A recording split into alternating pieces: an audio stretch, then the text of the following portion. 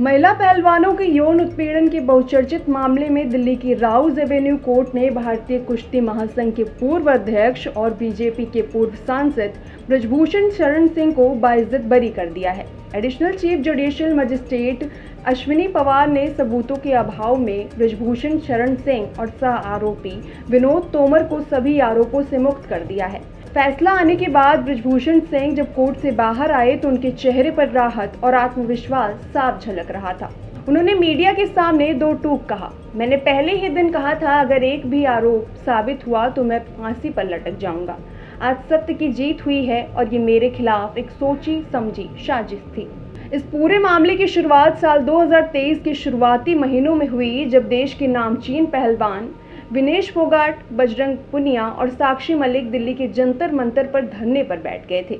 इन एथलीटों ने WFI के तत्कालीन प्रमुख ब्रजभूषण शरण सिंह पर यौन शोषण और डराने धमकाने के गंभीर आरोप लगाए थे।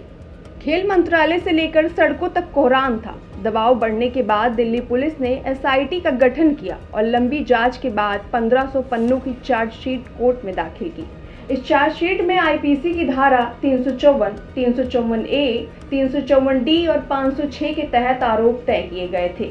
मई 2024 में अदालत ने आरोपों के आधार पर ट्रायल शुरू किया था। दोनों पक्षों के वकीलों के बीच महीनों तक बंद कमरे में लंबी जिरह चली।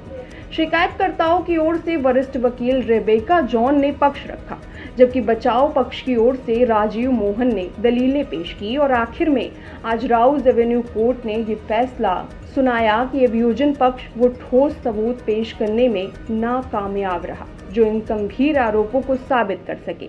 इसके चलते अदालत ने ब्रजभूषण शरण सिंह और विनोद तोमर को बरी कर दिया है। कोर्ट का फैसला आने के बाद ब्रजभूषण शरण सिंह ने विक्ट्री साइन दिखाया और मीडिया से खुलकर बात की।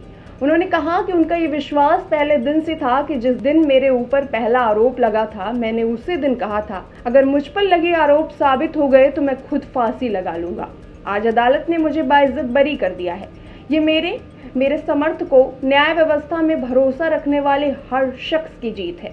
मेरे खिलाफ एक राजनीतिक और सुनियोजित साजिश रची गई थी ताकि मेरा करियर और मान सम्मान बर्बाद किया जा सके।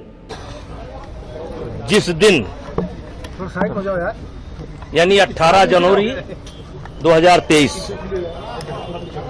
को आप लोग यहाँ पर मौजूद थे और तब मैंने कहा था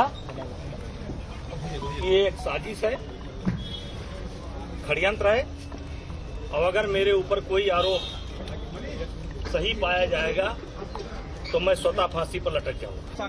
देखिए, नाम लेने की आवश्यकता नहीं है, नाम लेने की आवश्यकता नहीं है। पहलवानों के साथ साथ ये आज जो बड़ी बड़ी पार्टियां आप देख रहे हैं, याद करिए जंतर मंतर पर कौन नहीं बैठा था? प्रियंका जी चली आई। आम आदमी पार्टी तो पूरा खाने पाने की व्यवस्था कर रही थी। लेफ्ट राइट जो आप देखते हैं ना, यहाँ कोई बचा था? मेरी फांसी की मांग हो रही थी, जिंदा जला देने की मांग हो रही थी। अब वो लोग अपने गिरबान में देखें, समय आने पर जवाब दिया जाए। आपको बता दें कि इस पूरे विवाद के चलते साल 2024 के लोकसभा चुनाव में बीजेपी ने कैसरगंज सीट से ब्रजभूषण शरण सिंह का टिकट काट दिया था। हालांकि पार्टी ने उनके बेटे करण भूषण सिंह को मैदान में उतारा और उन्होंने जीत दर्ज की। अब अदालत से क्लीन चिट मिलने के बाद ब्रजभूषण के समर्थकों में जबरदस्त उत्साह है और गोंडा से लेकर दिल्ली तक जश्न का माहौल देखा जा रहा है। मैं पहले तो न्यायपालिका को धन्यवाद करना चाहूँगा और आज ये सच्चाई की जीत है, युवा पहलवानों की जीत है, हमारे लोकसभा कैसरगंज की जीत है और मंडल की जीत है।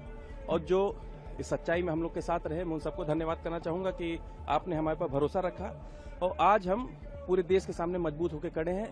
जो एक टाइम हम लोग को मजबूर करा जा रहा था मेरे पिताजी को कि फांसी दे देनी चाहिए, जंतर मंतर पे कि जला देना चाहिए, सारी पार्टियां साथ आके बोल रही थी। आज क्या आके बोलेंगी?